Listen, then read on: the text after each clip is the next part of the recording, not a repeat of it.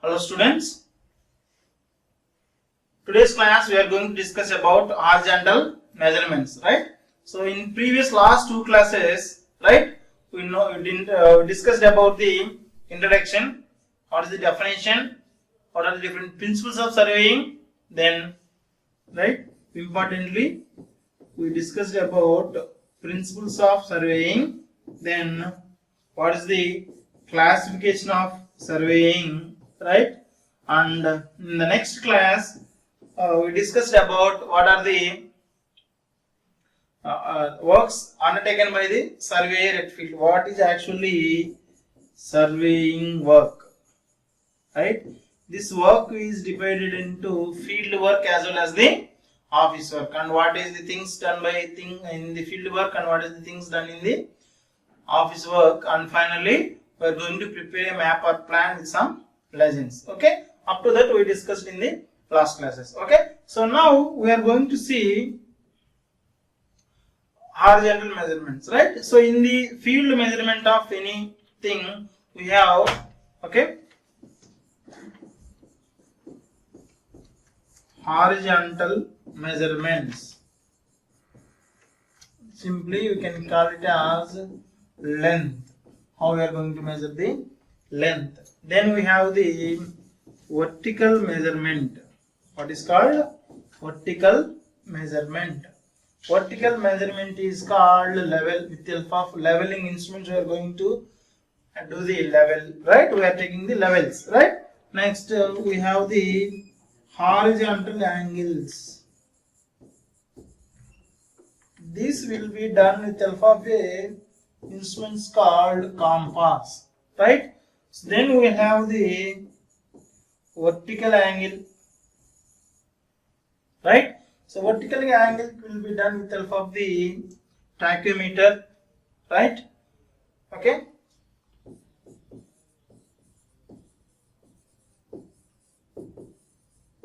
That kind of instruments are that event rotation. So many things are there in vertical angles, right? So now we are going to study all these things in our surveying, right? So now as the first thing we are going to know about horizontal measurements, that is how we are going to calculate measure the length, how we are going to measure the length on the land. Okay, so that is called horizontal measurement. So to do this, from ancient days we are having so many things, right? Even nowadays if you are keeping seeing in villages also, they will use some thread, okay, thread will have a rope, or you can see some stick even with made of bamboo or something, right? He will measure the what is the total area, how many sticks or how much how many threads or ropes that particular, that is a very old thing, but you won't get any accurate areas and volumes. Okay, then we have the steps by taking paces, right? So you are going to measure.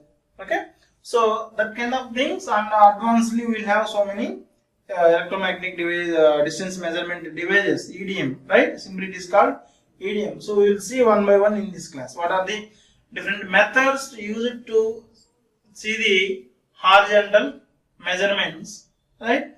What we are going to discuss about those instruments in the today's class. Okay, let's see. So horizontal measurements, right? Horizontal distances, right, are distances laid on the ground or at the surface, right? Normally this is the earth surface now, so we will measure the horizontal length from here to here, then here to here. What is the length, right? We are going to measure all the lengths which are laid on the surface, right? It has taken with a variety forms of methods, okay. Now here you can see first thing, rope stretching or bamboo, right? It is a stick, right? So with the help of a stick or with the help of a rope or thread, we are going to measure the length from this point to this point. They will keep some rope, right? They will tie here, another part they will tie here. This is a one rope. Then another, second, third, like that they are going to measure. Next thing is called pacing. Pacing means steps with our legs now. So we will have some first step. 2, 3, 4, 5. Right? So we will move like this. That is called pacing. Right? So to do this we have so many other instruments like taking measuring wheels. Right? If we are rolling a wheel, right, it will calculate what is the total length. Right? It is like a wheel. Right? If one this wheel is completed one revolution, right, what is the total horizontal length? Then using a tape or chain we can measure the horizontal distance. Then we have electronic distance measurement, right, that is called EDM. Okay, now we will see one by one. So this is the rope stretching or bamboo. These are used to used in the olden days. See here, people are doing what is called measurements near to the agricultural land. Right here, this person is handling a thread and is going to measure from here. You can see the thread, right? So all people are there. He is going to measure the land. Right? This is a very old method. Right? Here, the measurements are not exact, and this will be. This method is absolutely is not practicing nowadays, since it won't give any exact measurements, right? So in olden days people were used that, and this is the first basic surveying method used in the olden days. Okay. Next, the second thing is pacing, right? In pacing you can see here the person started from A point to B point is going to measure the distance between from this tree to that tree. Okay. He is measuring his pacings, right? While moving from this place to that place, completely he will finish traveling from the measuring from this point to this point, from point A to B, and he will measure all pacings, and for each pacing how much distance. This is the length of one pacing, so multiplied with how many he did. Okay, that much length it is there from point A to point B. Okay, so now you can see where approximate results are satisfactory, right, can be obtained by pacing. That means the number of paces can be counted by tally or pedometer registry attached to the one leg. If you are moving your leg, right, so once you are moving your leg, some instrument is placed on your leg, it will measure how many times you raised and kept on the next place. Okay, otherwise the person who is traveling from this point to that point has to count how many paces he did, right? So the average pace length will be has to be known, right? Once he is giving pace from this location to this location, he has to know what is this length from one point to another point. He has to know, and it is going to multiply with the number of times, right? How many times he did pacing, no, with that number, right? Here average length of pace, that means one pace length multiplied by number of pacings. Number of pacings it will give the total length that we will do in this pacing method. Then next thing is odometer of a vehicle, right? You can see odometer. This is another type of wheel, right? Wheel here. Okay, if you are keeping handle and you are moving like this, it is going to register all how many rotations done by revolutions done by this wheel. It will be registered here, right? So we know what is the one wheel length, circumference of that wheel, right, into number of revolutions done by this wheel. Number of rotations or revolutions done by wheel will give the total length, right? So this is the wheel using for the measuring length, right? Next is odometer of a vehicle, that is speedometer. Whatever your vehicle is having a speedometer from 0 to 10, 20, 30, 40, here we will have a needle, right? And here you can see the total length of what is the length traveled by that particular vehicle, how many kilometers it is used, right? Everything will be recorded here, right? That is called odometer. It is based on the diameter of tires. What is the diameter of tire?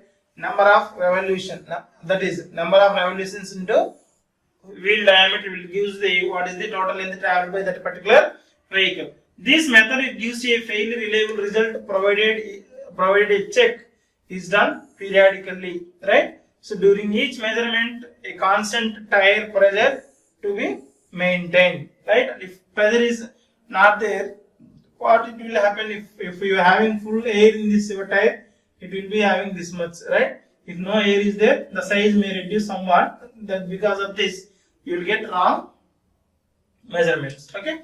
Next, we have the tachometry, right? Here we are using the tachometer, right? It is like this, right? It is going to take, right, by using 2 points. If you are setting a point here, right, instrument here and here, you are going to take from here one angle, right, from another point another angle. Based on the vertical angles, you are going to know what is the horizontal distance. Okay, so tachometry. Okay, so tachometry is a using a tachometer, right? So this tachometer is a special type of theodolite, right? Another instrument is there, that is theodolite. Okay, so this theodolite is used to measure horizontal and vertical angles, right? So if you are giving some special fitting to this particular what is called instrument, that is become a tachometry. So it is a indirect measurement by referencing of 2 points A and B. You are going to take vertical angles. Based on these vertical angles, we are going to know what is the horizontal distance between two places by using all these kind of formula. Here the distance D is given by F by I into S into F plus D. Based on this formula, we are going to know what is the distance D. Okay, we will discuss in the coming units, right? So here he is telling that distance can be done measured indirectly by optical measuring instruments like transit or theodolite. Okay, the method is quite rapid and sufficiently accurate for many types of surveying operations. This is a very rapid method. You no need to measure all these things with alphabet chain or tape, but you can do with the help of the instrument. Then the next thing is called taping or chaining. This is most important one. Here in this figure, they are using tape from this point to that point. They are going to measure what is the horizontal distance, right? So here this method involves direct measurement of distances with a tape or chain, right? Steel tapes are most commonly used. It is available in lengths of varying from 15 meters to 100 meters, right? Formerly on surveys of ordinary precision, length of lines were measured with the chain. Okay, previously they were used chains, but nowadays we are using the tapes, right? So this is normally you will use for horizontal measurement. The last thing is called electronic distance measurement. This is simply you can call it as EDM, electronic distance measurement. This is a indirect distance measurement. Here we are having the one instrument, EDM instrument. From here the electromagnetic rays will go, and here we have a prism, right? Optical prism, right? So once rays are passing from this to here, and it will come back, right? By measuring the time taken to travel from this point to this point, right? Based on that, this is the time t, right? At what time? Time t1 is equal to 0 time, right? After coming back, time t1 is some point term capital T. The difference between these two times is called time difference, tt, right? So this is the speed of light. Based on that t, we are going to know what is we will get the both distances, right? So it is 2 times now, that's why you need to divide it with the 2. So d is equals to, then it will become d is equals to c into dt divided by 2 will gives us the distance, right? So this is the indirect distance measuring instrument, right? So with help of velocity of light or magnetic waves, accurate. Normally it is, we know the velocity of light, right? So based on that, we are going to know the distance between 2 points. Okay, next important thing is in our syllabus, right? So in the horizontal measurement we are having the chain surveying, right? If you are doing a surveying with help of a chain or tape, it is called as chain surveying, right? So it is the branch of surveying in which the distance are measured with the chain, right? Distance are measured chain and tape, and the operation is called chaining, right? Chain surveying is the branch of surveying in which distance are measured with a chain or with a tape, right? If you are doing measurement with help of a chain or tape, that process, right, that operation is called chaining. Okay, next, all distances measured should be horizontal, no vertical, this like slope distances, only it should be done on a horizontal ground. Suppose this is horizontal ground, you have to measure horizontally. Okay, if some cases there may be a places like this, okay, in this what I have to do, from this point you have to tape like this, and you can know the distance from this point to that point. Otherwise you can measure like this based on trigonometric formulas. You are going to measure what is this length, right? So however, if measured on a slopes, the measurements has to be subsequently reduced to horizontal equivalence. If you are measuring a length on a slope, right, you have to know this distance by using this forms a triangle, right? Based on triangular formula, you are going to make calculate this horizontal length, right? So now we can see here, this is a one small type of chain surveying here. Okay, he gave, okay, here we have the boundaries of this particular area, that is A, B, C and D, right? So here we have so many lines, right, passed through this for locating different positions of different objects, right? We have to locate different objects on this particular map. Here we have some small water body, right? Here some building, here another building, right? Here it is a road. Okay, so to locate this we have draw a different lines. Okay, so these, what are the different lines? This here we can see main survey line, check line, tie line, base line, right? You have different symbols. All these things we will be discussing in the next thing, right? So here it is resorted to when the area to be surveyed is small with fairly level ground and least obstacle. This chain survey will be used, will be adapted when the area should be very small. If it is a big area, we cannot do surveying for so many days by using a tape or chain. If it is small area, we can do. And also the area should be fairly level ground. If it is a level ground, we will take chain or tape very easily. If it is having up and downs, or there may be a big hill like a slope, it is not possible to measure very easily, and we should not have any obstacles like very big apartment. If you are chaining from one place to another place, in between we are having so many buildings, colonies, how will you take your straight chain? Okay, so it cannot be possible, right? So during that cases this is not useful, right? So no need to have any obstacles. It should be a fairly level ground and the area should be very less area. Then only you can go for this chain surveying. Next, the operations of measuring the distance is termed as the chaining or taping. Already I told the operation is known as the chaining or taping. To have a better understanding of chain surveying, a few terms used to explanation. So for chain surveying, we need to know about some few terms, right? So already it is there: baseline, check line, tie line, main survey line, right? What is this and all, right? Now we will see that. The thing is, first thing is main station, right? Here you can see this is main station A, main station D, main station C, B.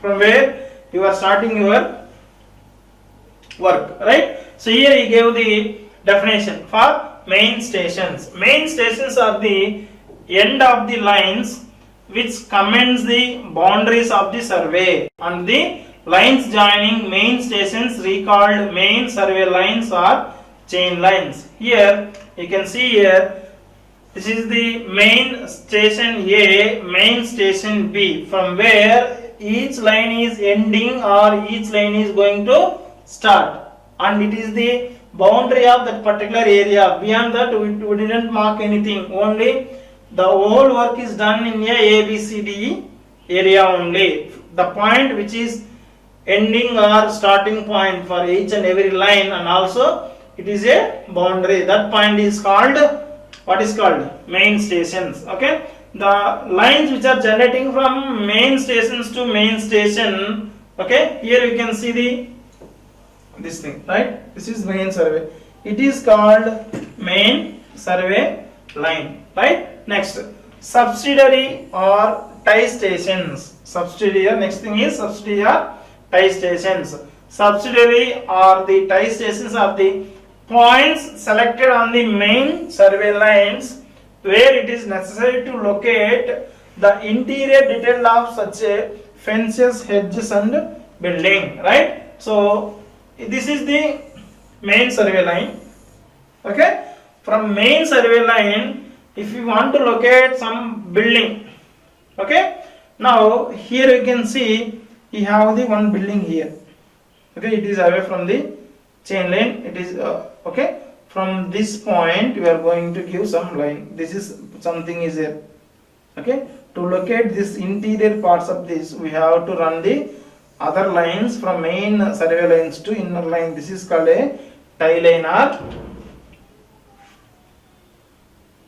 or interior, what is called subsidiary stations. That lines are called tie lines. Then, so this is the station T1. T1 is the, what is called, subsidiary station or tie station. This is T2, right? Subsidiary station or tie station. The lines which are coming from these things are called tie lines. Okay, next, so we saw that. Then next thing is baseline, right? So baselines are, it is the main and longest line which passes approximately through center of the field. All other measurements to show the details of the work to be taken with respect to this, right? Baseline means, first of all we are going to take a main line. Okay, here you can see this is the main baseline. Okay, this is boundaries, but if you are starting work in this area, you have to take this from here. You can see from here this point is located, this boundary is located, this boundary is located, this boundary located. Every point on this map is located based on this line. That's why this is called baseline, right? Next thing is check line. Check line is used to check the what is the accuracy, whether you did your measurements correctly or not. But to do that, for checking the measurement thing, we are using the check line. Like a check line is also termed as the proof line. You are going to prove whether it is correct or incorrect, right? It is a line joining apex of a triangle to some fixed points, right? Apex of a triangle, this is the apex. Okay, this apex of a triangle to giving you some points, right? Any two sides of the triangle, a check line is measured to check the accuracy of the framework, right? You draw this. To know this, you have to, this is a one triangle, this is another triangle, here it is another triangle. To form this, if you are running anything called, that is a check line. Here you can see, to measure this accuracy, you got a check line here. Okay, so those are called check lines. Then offsets. Offsets are the lateral measurements from the baseline to fix the position of a different objects of the work with respect to the baseline, right? These are generally set at a right angle offsets, right? It can be also drawn with help of a tape. There are two kinds of offsets, that is particular objects, oblique objects. Here you can see, to locate some point from here to here, right? From baseline to here, right? If you want to locate any other point, right? So that type of lines is called offset lines. Okay.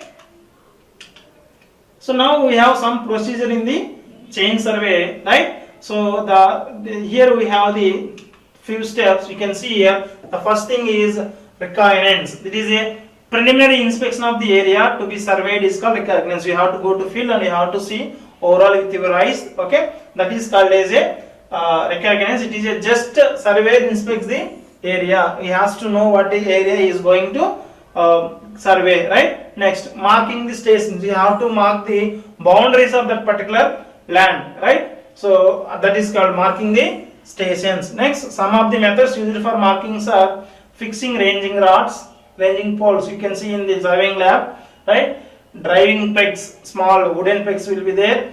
What is called marking across if ground is hard, digging and fixing a stone, right? Then he selects the ways for passing the main line. It should be horizontal and clean possible line, right? It should be a passes to the center of the work. That is, you have the total area like this. You will go and fix the all boundaries with pegs or cross tabs. Then he run one main line like this. Then only he can take measurements for all other remaining areas. He will do that. Okay. Then ranging rods were fixed, right? Ranging rod will be like this, very big rod, 2 meter and 4 meter heights with a different white and red. This white one strip, red strips will be there. Okay, it will be marked. Okay. Now make rangings wherever necessary. Then make the change and offset and enter into the field book. You have to take all measurements which is done with the help of the baseline to remaining all stations will be done and it will be entered into a field book. Okay, this is the chain surveying introduction. Okay, in this class we discussed about what is horizontal measurement, what are the methods for horizontal measurements. Then we saw about chain surveying, what is mean by chain surveying, right? So how we are going to have different features or different terms related to chain surveying. Okay, what is baseline, what is called main station, station line, tie lines. Okay, all these things we discussed, and we saw the what is the procedure for chain survey, how we are going to enter into the measurements into the field book. Okay, next class we will see what are the different types of accessories and instrument will be used in the chain surveying. Okay, thank you.